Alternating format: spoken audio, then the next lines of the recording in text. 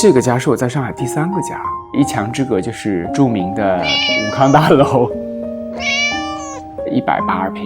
但其实大家来了说你这得300平吧。文物建筑它的结构足够复杂，让我有好奇心。我觉得我的家是偶遇型的，不断去偶遇一些有趣的新奇的东西，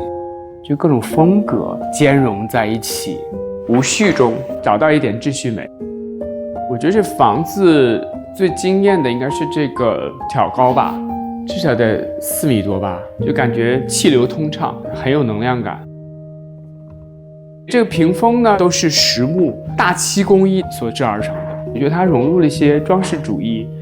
和当代感。很多朋友过来说这是色情画嘛，我觉得更像搏斗。孙俪小姐当时刚好就是在我家附近，然后就来玩，顺便就取景在这个角落，非常经典的一张照片。有点闷，就是开了一个小窗，就是这个风景也变成一幅画。我把它改造成我的书房，还会来个 movie night。还有一个朋友是位爱尔兰的电影导演，他曾经一部短片，然后我们在这边做了一次所谓的首映式。这套书架也是来自70年代的一套丹麦的一个孤品，特别摆出来我曾经收的 Playboy 的创刊号，我童年出生的国家地理杂志。我当时在纽约发现一家店的橱窗非常有意思，买了一个烛台，然后结果那个老板刚好告诉我，就是今天是他最后一天的营业。我从来不会设想我会在家里挂一盏这么大的水晶灯，就是 LV 在上海的一场大秀，大概挂了1000盏水晶吊灯，请求品牌是否可以在家里边循环利用一盏。拿到好天气的时候，我就一大早起来，在我的露台进行光合作用，得取一些大自然的能量。晒完之后，很多就是烦心事儿就抛到脑后。蓝莓树，然后马上就要实现蓝莓自由了。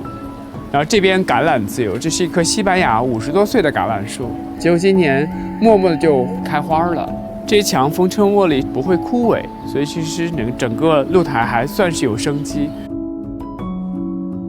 这边有一棵紫薇树，寒冬的时候它片叶不留，到了7月份它就满枝红花。我还会种一些菜，迷迭香，然后煎牛排时候，对，然后还有黄瓜、西红柿、薄荷叶，自己享有这个种植的收获。是鸟就来享受，我觉得它喜欢吃也好，对，然后证明我觉得这边聚气。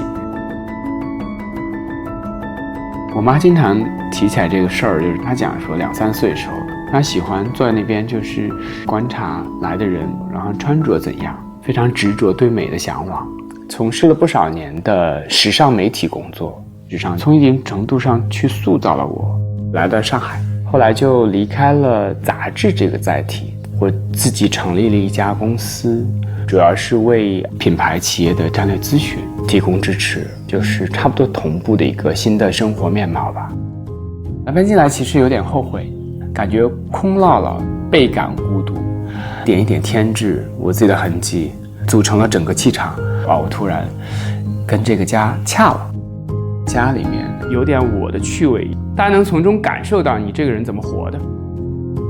很多好朋友其实都在周边住，所以时常也会叫朋友来，它足够大，足够有包容性，对，大家来了都很欢乐。